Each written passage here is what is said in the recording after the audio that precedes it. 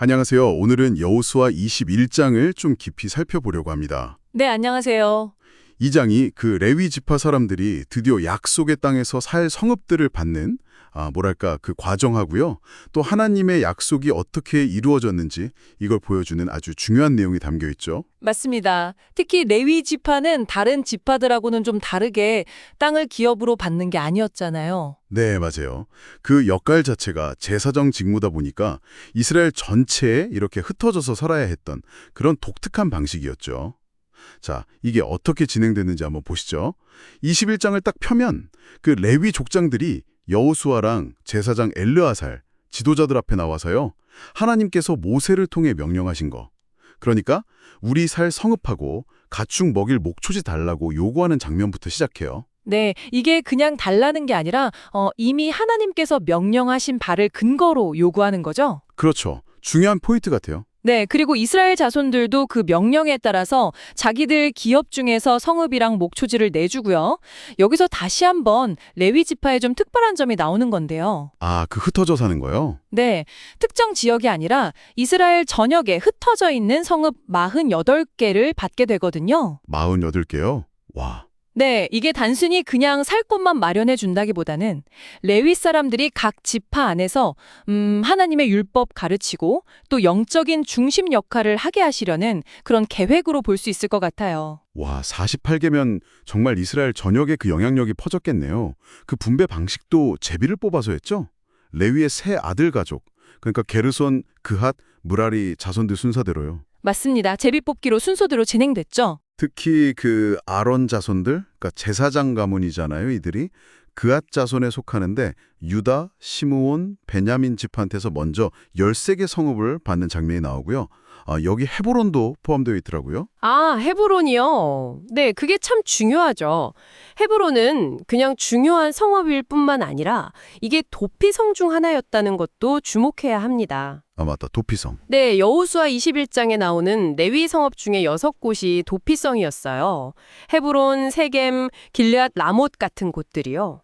이게 뭐냐면 실수로 사람을 죽인 사람이 복수를 피해서 공정한 재판 받을 때까지 보호받는 곳이었거든요. 그러니까 레위 사람들이 종교적인 역할뿐만 아니라 이런 어떤 사법적인 안전망 역할도 했다는 거네요. 그렇죠. 레위인들이 이스라엘 전체의 종교적 그리고 사법적 기능에 아주 중요한 역할을 담당했다는 걸 보여주는 대목입니다. 와, 그렇군요.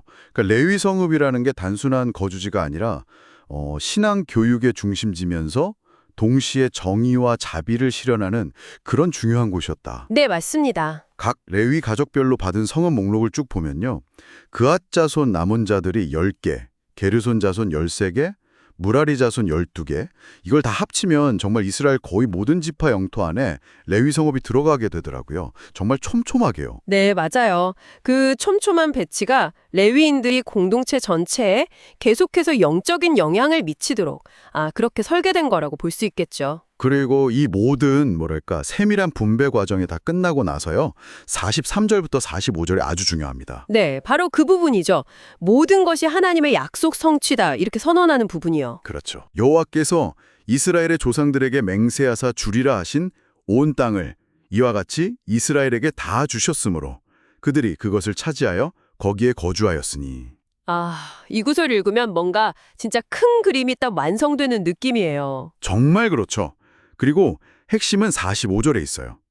여호와께서 이스라엘 족속에게 말씀하신 선한 말씀이 하나도 남음이 없이 다 응하였더라. 하나도 남음이 없이? 네, 레위 지파한테 성읍을 나눠주는 이 구체적인 과정, 어찌 보면 그냥 행정 절차처럼 보일 수도 있잖아요. 네, 뭐 땅 분배니까요. 그런데 이것조차도 결국 하나님께서 이스라엘에게 약속하신 그 모든 선한 것들이 정말 하나도 빠짐없이 이루어졌다. 라는 걸 최종적으로 확인해주는 그런 도장 같은 역할을 하는 겁니다.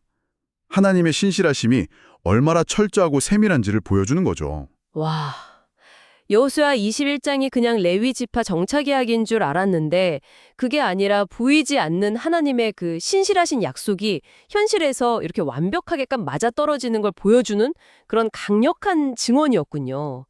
이 꼼꼼한 계획과 성취 이야기가 여러분께는 어떻게 다가오시나요? 마지막으로 이런 질문을 한번 던져볼 수 있을 것 같아요. 레위 사람들이 왜 특정 지역에 모여 살지 않고 이스라엘 전역에 이렇게 흩어져 살도록 계획되었을까? 이 분산 모델이라고 할까요?